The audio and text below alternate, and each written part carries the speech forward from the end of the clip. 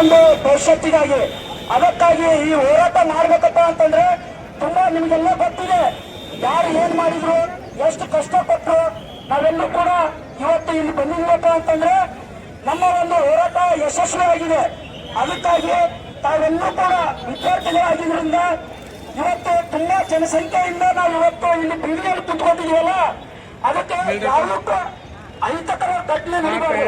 ಅದಕ್ಕಾಗಿ ನಮ್ಮ ಹೋರಾಟ ಯಾವತ್ತೂ ಕೂಡ ಶಾಂತ ರೀತಿಯಿಂದ ಇರಬೇಕು, ಸಂಯಮದಿಂದ ಇರಬೇಕು, ತಾಳ್ಮೆಯಿಂದ ಇರಬೇಕು. ನಾವೆಲ್ಲೂ ಕೂಡ ವಿದ್ಯಾರ್ಥಿಗಳಾಗಿರೋದ್ರಿಂದ ನಮ್ಮಲ್ಲಿ ಪ್ರಜ್ಞಾವಂತಿಕೆ ಇರಬೇಕು ಮೊದಲನೇದಾಗಿ. ಯಾಕಪ್ಪ ಅಂತಂದ್ರೆ ನಾವು ಪರ್ಮಿಷನ್ ತಗೊಂಡಿರ್ತಕ್ಕಂಥದ್ದು ಗಾಂಧಿ ಚೌಕಿಂದ ಅಂಬೇಡ್ಕರ್ ಸರ್ಕಲ್ ವರೆಗೂ. ಘಟನಾ ಸ್ಥಳಕ್ಕೆ ಜಿಲ್ಲಾಡಳಿತ ಬಂದು ಮನವಿಯನ್ನು ಸ್ವೀಕಾರ ಮಾಡೋರಿಗೆ ಕುತ್ಕೋಬೇಕಾಗ್ತದೆ. ನಾವು ಎದ್ದು ಹೋಗಲ್ಲ.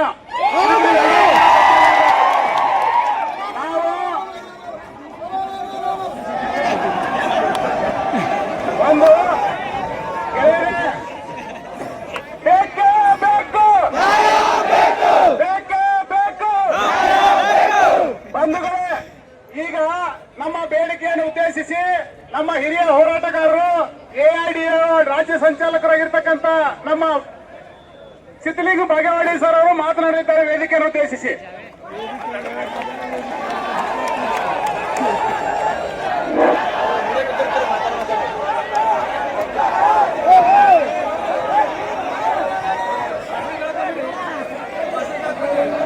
ಓಕೆ